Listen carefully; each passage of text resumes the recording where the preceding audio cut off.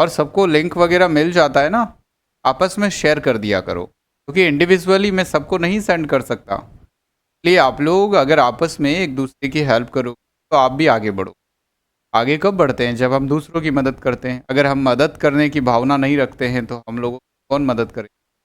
तो इसलिए helping nature रखो अपने अंदर, और किसी को भी लिंक नहीं मिले, रिजल्ट नहीं मिले, उसको सॉल्यूशन नहीं मिल रहा है, तो आप लोग आपस में एक दूसरे की हेल्प किया करो, बताया करो और रिकमेंड करो। अभी आप लोग एमसीक्यू जो क्रैश कोर्स आपने ले लिया है और आप जानते हो, बाकी अपने दोस्तों को रिकमेंड करो, का भी कैरियर बनाओ, कि इससे डेफिनेटली हर कोई बच्चा जॉब लग जाएगा, चाहे किसी भी काम को दे। ये वो मोस्ट सेलेक्टेड 8 से 10 हज़ार क्वेश्चन आपको मिलेंगे जो आपके बेस को बहुत ज़्यादा इम्प्रूव कर, आपका बेस मजबूत करेगी। मेरे दोस्तों, जो भी ऐसे भटके हुए बच्चे हैं उनको बहुत कम फीस में, बहुत रीजनेबल फीस के अंदर पढ़ाई मिल जाए आसानी से। जो बच्चे एफर्ट नहीं कर सकते बहुत बड़ी बड़ी बड़े बड़े कोर्सेज, महंगी फीस, उन बच्चों के लिए मैं काम कर रहा हूँ। तो आप स्पेशली अपने ऐसे साथियों को रिकमेंड करो जो आपका जानकार है, आपका पहचान का है, जो आपको सलाह देंगे तो आप उससे वो आगे बढ़ पाएगा। ये बच्चों, कहीं ना कहीं हम लोगों को कोई ना कोई ऑब्जर्व करता है, और हमारा हेल्पिंग नेचर है तो हमारा डेफिनेटली अच्छा होता है। तो आप दूसरों की हेल्प किया, बढ़िया रहा। सर मैंने किया था, वो बोला मेरे अभी सिलेबस हुआ पूरा। कोई दिक्कत नहीं है, सिलेबस नहीं हुआ तो बेटा बाकी देखो, जिसकी जो मर्जी, हम हमारा कर्म अच्छा करें। अभी जैसे मैं पढ़ाता हूँ तो मैं मेरे हिसाब से मेरे 200-400% एफर्ट लगा करके ईमानदारी से पढ़ाता हूँ। अब उसके बाद कोई सेटिस्फाई हो कि ना हो, वो अलग बात है। बाकी तो मैंने देखा कि मेरी तरफ से जितना भी मैं पढ़ाता हूँ 100% स्टूडेंट सेटिस्फाइड रहता है। 100%, 99 नहीं कह रहा हूँ मैं, 100%। लेकिन अगर 1% स्टूडेंट मानो कि ना भी सेटिस्फाई हो रहा हो, फिर भाई वो उसकी चॉइस है, तो मैं क्या कर सकता हूँ? मैं तो रिकमेंड ही कर सकता हूँ ना, मैं तो सलाह ही दे सकता हूँ कि अब आपको ऐसे करना है, ऐसे चलना है। चलना तो आपके हाथ में है। जैसे मैंने आपसे कहा है कि भाई मेरे साथ चलो आप, तो 6 महीने, अब चलना नहीं चलना वो तुम्हारे ऊपर। मैं थोड़ी उसमें गले पड़ सकता हूँ, तुम्हारा हाथ पकड़ करके तुम्हें जबरन मेरे पास पढ़ाने के लिए ला सकता हूँ कि नहीं मेरे पास ही पढ़ो।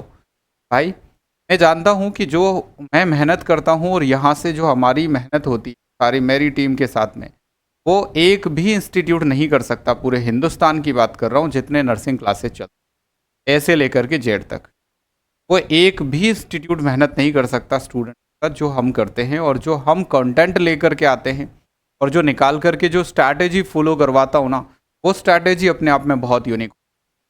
बाकी आपकी मर्जी होती, बाकी तो स्टूडेंट का समझ होता है, उसका विवेक होता है कि उसकी किस्मत में अभी जॉब आया कि नहीं आया, तो इस पर डिपेंड करेगा। अब जिसकी किस्मत में ठीक ठाक डिसीजन आ गया तो वो समझ जाएगा मेरी बात को, और जिसकी किस्मत में नहीं आया तो वो तो यही समझेगा कि यार ये सर भी हो सकता है बिजनेसमैन ही होंगे, दूसरों की तरह फालतू बकवास कर रहे होंगे। ऐसे ही लोग कोचिंग वाले आ जाते हैं उठा करके मुंह, और ऐसे बताते रहते हैं कि हाँ भाई ये तो फलाना ज्वाइन करो, ऐसे करते रहते हैं, स्टूडेंट्स पे भी करते हैं। भाई मैं कह रहा हूँ कि जस्ट मेरे मामले में बहुत अलग तरीके से आप लोग रहना, बहुत अलग तरीके से आप लोग मेरे साथ चलना, क्योंकि मेरा सबसे पहला इंटेंशन होता है कि स्टूडेंट को मैं कैसे आगे बढ़ाऊँ। उसके बाद मेरा इंटेंशन होता है कि इस इंस्टीट्यूट का खर्चा निकले, जो मैं चला रहा हूँ उसका खर्चा निकले। बिना उसके मैं आगे कैसे बढ़ाऊँगा? उसमें जो एक्सपेंसेस होते हैं, उन एक्सपेंसेस को मेंटेन करते हुए मैं अपने सारे स्टूडेंट मेंटेन करते हुए आगे लेके जा, और मुझे इतिहास रचना है, मुझे इतिहास रचना है। एक दिन नर्सिंग का हर एक स्टूडेंट आपको कोटा में मिलेगा, ये मेरा वादा है। आज नहीं तो कल होगा, कल नहीं तो परसों होगा, लेकिन करके रहूँगा, और वो मेरे रिजल्ट से होगा, मेरी टीचिंग से होगा, और कोई सोल्यूशन नहीं है। मार्केटिंग करने से या एडवर्टाइजमेंट करने से कोई बड़ा नहीं बना, कभी भी बन भी गया तो फिर वो बहुत जल्दी नीचे आ जाएगा। तो मैंने कभी जीवन में मार्केटिंग या बिजनेस या बच्चों को कन्वेंस कर करके, अपने पास एडमिशन के लिए मैं मना कर देता हूँ, कन्वेंस कर करके नहीं, कंटेंट से बच्चे को अट्रैक्ट करो, कंटेंट से बच्चों को पढ़ाओ, स्टूडेंट्स को पढ़ाओ, उनके रिजल्ट से, सिलेक्शन से उनको अपनी वैल्यूएशन पता होनी चाहिए। इसलिए मेरे स्टूडेंट से मेरे को 100% इज्जत कमानी होती, रेपुटेशन कमानी होती, एक इमोशन कमाना होता है। मैं अपने स्टूडेंट्स के हृदय में बसना चाहता हूँ, दिमाग में नहीं। दिमाग में तो बिजनेसमैन बसता है, हृदय में एक अच्छा शिक्षक होगा तो वो हृदय में बसेगा, दिल में बसेगा। और मैं दिल में रहना चाहता हूँ, दिमाग में नहीं। मेरे बच्चों, समझ में आई बात? मेरे साथ आप एक अच्छा कैरियर इमेजिन कर सकते हो कि मैं बहुत मेहनत करता हूँ और आप लोगों के लिए करता हूँ उस पर। उसके पीछे जब आप लोगों को आगे बढ़ाऊंगा तो उसके पीछे मेरा कैरियर अपने आप अपर होगा, मेरा इंस्टीट्यूट अपने आप आगे बढ़ेगा। मुझे पता है कि अगर आपको आपको खुद को अपने आप को आगे बढ़ना है तो आप उन लोगों को आगे बढ़ाना शुरू कर दो जो आपके कंटेंट को कंज्यूम कर रहे हैं, तो आपसे पढ़ रहे हैं। अगर आप अपने सेल्फिश सोचोगे ना, कभी भी आगे नहीं बढ़ने वाले। सेल्फिश कभी होना नहीं जीवन में। इसके लिए हम काम कर रहे हैं ना, उसको इतना अच्छा काम करके आप दो कि वो डेफिनेटली बहुत खुश हो जाए। और यही मेरी पॉलिसी स्टार्टिंग से रही है। और मैं आज 12 साल से जो नर्सिंग इंस्टीट्यूट को पढ़ा रहा हूँ ना, नर्सिंग इंस्टीट्यूट चला रहा हूँ ना, 12 साल हो गए मुझे, 12 ईयर्स। तो 12 ईयर्स में कभी भी मैंने नहीं सोचा कि मैंने क्या खोया, क्या पाया, क्या कमाया। मेरे पास तो हिसाब भी नहीं होता है कि मैं कुछ कमा रहा हूँ भी कि नहीं कमा रहा हूँ, या गंवा रहा हूँ। मैं गंवा भी रहा हूँ तो कोई दिक्कत नहीं है। एक ऐसी रेपुटेशन, एक ऐसा प्यार, एक ऐसा रेस्पेक्ट अगर आपके स्टूडेंट आपको देते हैं तो दैट इज़ गुड अर्निंग। यही सबसे बड़ा अर्न होता है। You understand? तो अपने विचार बदलो, अपनी सोच बदलो, माइंडसेट बदलो। नर्सिंग प्रोफेशन बहुत तेज़ी से आगे बढ़ रहा है और अगर हम उसमें नहीं बढ़ पाए तो हम कहीं ना कहीं बहुत पीछे रह सकते हैं मेरे बच्चों। चलिएगा, मैं चैप्टर शुरू करता हूँ। मेरा कार्डियोलॉजी का चैप्टर जो है वो आगे कंटिन्यू, आज और कल में हमारा कार्डियो जाएगा। और चौथा होगा आपका डिजॉक्सी। अब आप बताओ इसमें से फर्स्ट ड्रग कौन सी देंगे, सेकंड कौन सी देंगे, थर्ड कौन सी देंगे? बड़ा कन्फ्यूज़न होता है ना। अगर हमसे कहा जाए कि जो इस तरह के डिजीज़ होते हैं जिनमें ब्लड के कोगुलेशन बनते हैं, क्लोट बनते हैं, जो ब्लॉकेज आने की वजह से पर्टिकुलर एरिया की ब्लड सप्लाई रुक जाती है और उस कारण से व्यक्ति को अटैक आ जाता है, स्ट्रोक आ जाता है, व्यक्ति की डेथ हो जाती है, एक medical emergency, acute emergency develop हो जाती है। तो ऐसी केसेस में मेरे दोस्त सबसे पहला हमारा डिसीजन क्या होगा? सबसे पहला डिसीजन, हम कहते हैं ना कि अगर कोई पेशेंट 2 से 3 घंटे के अंदर अंदर हॉस्पिटल पहुंच जाए तो उस व्यक्ति को हम एक ऐसा इंजेक्शन लगा देते हैं जिससे कि उसकी जान बच जाती है। तो वो इंजेक्शन होता है आपका ये STK। कौन सा होता है? STK। तो फर्स्ट ड्रग अगर आपको पूछा जाए तो आप STK लगाइएगा। जो ऑलरेडी क्लोट्स बन चुके हैं सबसे पहले तो उनको डिसॉल्व करने की दवा लगाओ, अगर एक स्टैंडर्ड टाइम के अंदर अंदर आपका पेशेंट आ जाता है तो। अगर ज़्यादा लेट हो गया है और फिर आया है तो फिर आप STK ना लगाएं, वरना इससे ब्लीडिंग आएगा। ठीक है, इनिशियली आ गया जब क्लोट्स बन रहे हैं और अटैक आए हुए 2 से 3 घंटे हुए हैं तो उस टाइम STK बहुत फ़ायदा करेगा, चाहे स्ट्रोक का पेशेंट हो या MI का। ठीक है। उसके बाद अब दूसरी रिस्पॉन्सिबिलिटी होगी आपकी कि जो क्लोट्स, न्यू क्लोट्स बन सकते हैं ब्लड के अंदर, उनको रोकना। तो न्यू क्लोट्स के फॉर्मेशन को रोकने के लिए हम सैलिसाइक्लिक एसिड यानी कि एस्प्रिन देंगे। सेकंड दवा हम कौन सी दें बेटा?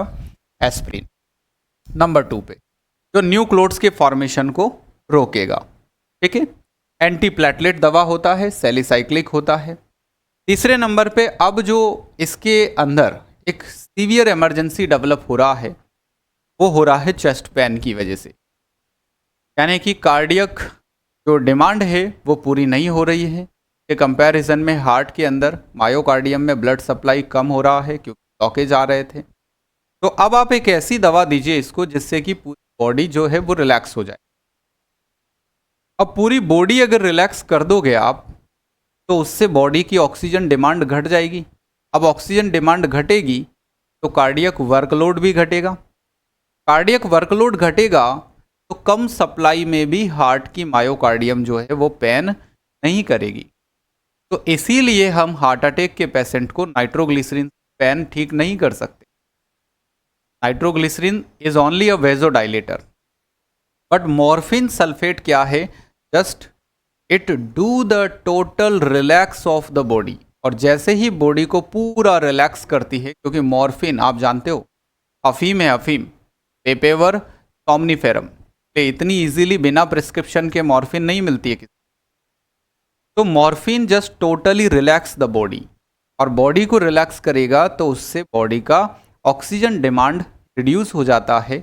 ऑक्सीजन डिमांड के रिड्यूस होते ही कार्डियक वर्कलोड रिड्यूस हो जाता है। कार्डियक वर्कलोड रिड्यूस होते ही कम ऑक्सीजन में भी आपके हार्ट में पेन नहीं होगा। तो so the drug of choice for the pen after MI is only the morphine sulphate. तो नंबर 3 ड्रग आप दीजिएगा इसे मॉर्फिन सल्फेट। उसके बाद मेरे साथियों अगर हार्ट का बहुत सारा पार्ट इन्फाक्शन कर गया हो, तो इन्फाक्शन कर गया तो उससे क्या हो जाएगा, हार्ट के अंदर से फोर्स ऑफ कॉन्ट्रैक्शन घट जाएगा। जैसे कि मैं आपको थोड़ा और एक्सप्लेन करके समझा, कोई जल्दी तो नहीं है ना बेटा आप लोगों को, कोर्स की जल्दी तो नहीं है ना। मैंने 2 महीने का टाइम लिया है आप लोगों से, 60 डे। मुझे आप बता देना आराम से, कोई जल्दबाजी तो नहीं है।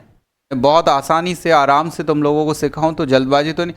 अगर जल्दबाजी हो तो भी मुझे बता देना, मेरे को सब काम आते हैं। मेरे को 15 दिन में भी कोर्स करवाना आता है, 30 में भी आता है, 60 में भी आता है, और 6 महीने में भी आता है, और 1 साल में भी आता है। आप जैसा पसंद करोगे मैं वैसे आपको पढ़ा दूंगा, लेकिन मैं जैसे पढ़ाऊँगा आपकी बिना पसंद के, अगर जैसे मैं पढ़ाऊँगा वो सबसे स्टैंडर्ड होगा, सबसे रिजल्ट ओरिएंटेड होगा, सबसे इफेक्टिव होगा। तो मेरे हिसाब से चलोगे आपको बहुत फ़ायदा मिलेगा। लेकिन अगर आप लोगों ने मेरे को उंगली किया या डिस्टर्ब किया तो फिर आपके हिसाब से मैं काम करूँगा, तो उसमें आप जिम्मेदार होंगे, मैं नहीं होऊंगा।